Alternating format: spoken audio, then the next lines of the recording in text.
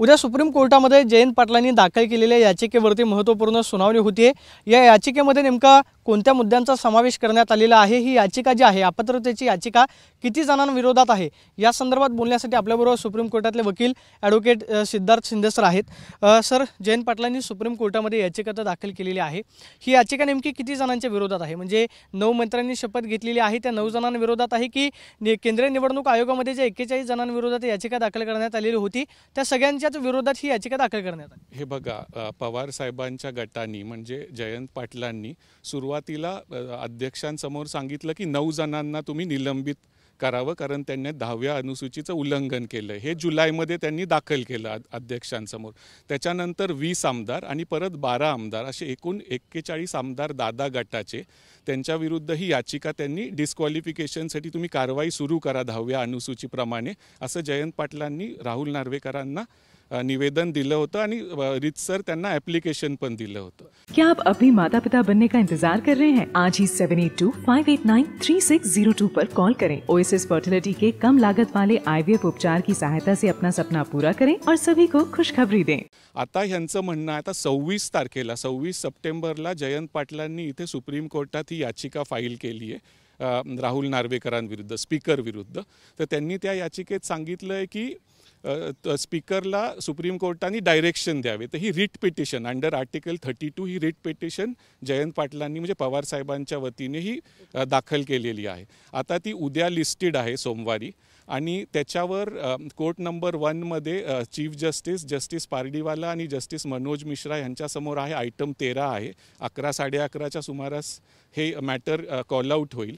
आता ह्याच्यात एकच आहे की आपल्याला बघावं लागेल की ह्याच्यात सुप्रीम कोर्ट काय करतं, कारण मागच्या वेळेस एकनाथ शिंदेंच्या वेळेस परिस्थिती वेगळी होती। सुरुवातीला ते गुवाहाटीला गेले आणि मग बरंच हे झालं, सुप्रीम कोर्टात ते आधी आले होते, नंतर त्यांचा शपथविधी वगैरे झाला।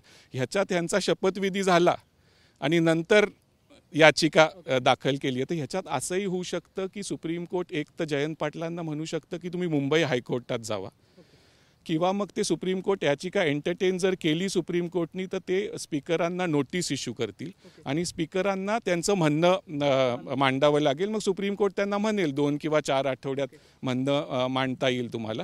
तर आता उद्या सुप्रीम कोर्ट ही याचिका हायकोर्टात पाठवतं का स्पीकरांना नोटीस इश्यू करून स्वतःच एंटरटेन करतं ते आपल्याला बघावं लागेल। जी याचिका दाखल करण्यात आलेली आहे त्याच्यामध्ये कोणत्या मुद्द्यांचा नेमका समावेश आहे? म्हणजे ज्या अजित पवार गटांबरोबर जे गेलेले आमदार आहेत त्यांच्या विरोधात अपात्रतेची नेमकी कारवाई का करावी या मुद्द्यांचा समावेश त्या याचिकेमध्ये आहे? हो, त्याच्यात त्यांनी स्पीकरला कारणं दिली आहेत की ह्यांनी उल्लंघन केलेलं आहे आणि ह्यांना 10व्या अनुसूचीचं उल्लंघन झाल्यामुळं त्यांनी मंत्रिमंडळात शपथ घेतल्यामुळं आमचं पक्षाची मान्यता त्याला नसतानाही त्यांनी मंत्रिमंडळात जाऊन शपथ घेतली भाजप आणि शिंदे साहेबांबरोबर। तर त्याच्याविरुद्ध त्या 9 जणांविरुद्ध आणि मग त्याच्यानंतर 20 आणि 12 असं 41 जणांविरुद्ध। आता ह्याच्यात मुद्दे काय मांडले जयंत पाटलांनी? त्यांनी असं म्हटलं आहे की सुप्रीम कोर्टाची एक जजमेंट आहे, Keisham Singh judgment, Manipur Keisham Singh versus speaker Manipur 2020ची जस्टिस रोहिंग्टन नरिमनांची जजमेंट। आता आपण आधीपासून ह्याच्यावर बोलत आलो त्यामुळे प्रेक्षकांना सगळं माहिती आहे। तर ती जजमेंट काय म्हणती की स्पीकर साहेबांनी त्यांच्याकडे जर तुम्ही डिस्क्वालिफिकेशन पिटिशन दाखल केली तर 3 महिन्यात त्याचा निर्णय द्यावा। आता ह्याच्यावर बरंच आर्ग्युमेंट आधी झालेलं आहे। तसं सुप्रीम कोर्टाने कॉन्स्टिट्यूशन बेंचनी सांगितलं आहे की 3 महिन्याचा कालावधी तसा नाही आहे, त्यांनी रिझनेबल टाईममध्ये तुम्ही निर्णय द्यावा असं कॉन्स्टिट्यूशन बेंच, तो जस्टिस नरिमनांचा 2 जज बेंच होता। हे कॉन्स्टिट्यूशन बेंच म्हणतं की तुम्ही रिझनेबल टाईम, आता रिझनेबल पीरियड रिझनेबल टाईमवर आपलं खूप बोलणं झालेलं आहे।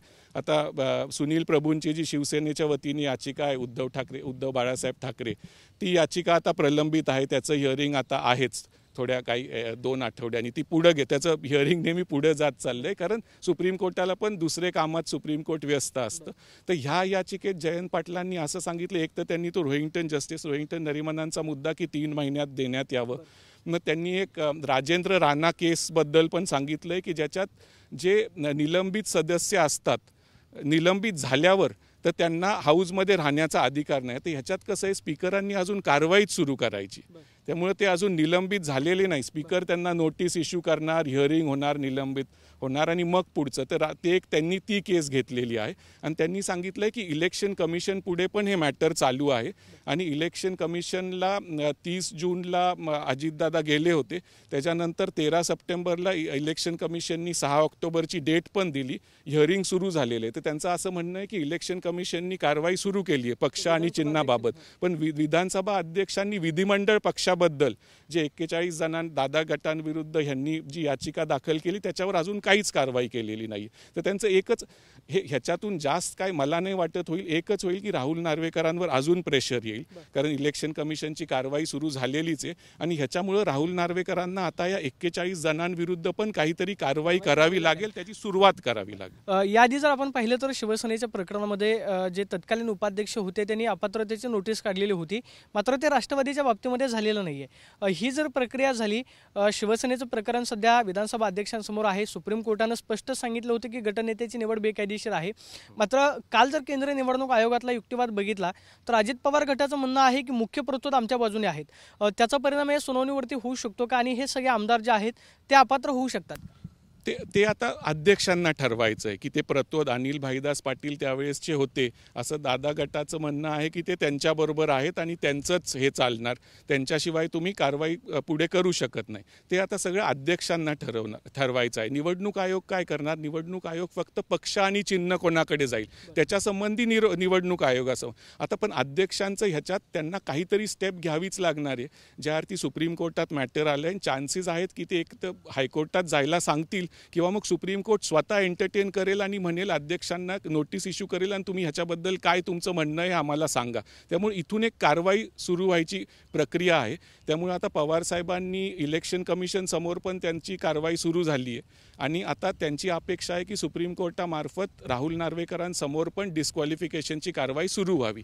तर आता ह्या जसं उद्धव ठाकरे आणि एकनाथ शिंदेंमध्ये प्रक्रिया चालू झाली होती, आता राष्ट्रवादी म्हणजे पवार साहेब आणि दादा ह्या दोन्ही गटांमध्ये पण काय होणार काय नाही त्याची कारवाई एक सुरुवात झालेली आहे. आपण पाहतोय की जयंत पाटलांनी जी सुप्रीम कोर्टामध्ये शरद पवारांची याचिका दाखल केलेली आहे त्याच्यामध्ये 41 जणांच्या आमदारांचा उल्लेख करण्यात आलेला आहे आणि या आमदारांच्या विरोधामध्ये अपात्रतेची कारवाई जी आहे ती विधानसभा अध्यक्षांनी सुरू करावी अशा पद्धतीचं म्हणणं मांडलेलं आहे. उद्या सकाळी 11 वाजता 3 सदस्यीय खंडपीठासमोर म्हणजे धनंजय चंद्रचूड, जस्टिस पारडेवाला आणि जस्टिस मिश्रा यांच्यासमोर जी सुनावणी होती त्या सुनावणीमध्ये सुप्रीम कोर्ट नेमकं काय निर्देश देतं हे खरं पाहणं महत्त्वाचं असणार अशी प्रतिक्रिया ॲडव्होकेट सिद्धार्थ शिंदे सरांनी दिल्याचं पाहायला मिळतं. कॅमेरा पर्सन विनोद सेमी, प्रदीप कापसे, TV9 मराठी, नवी दिल्ली.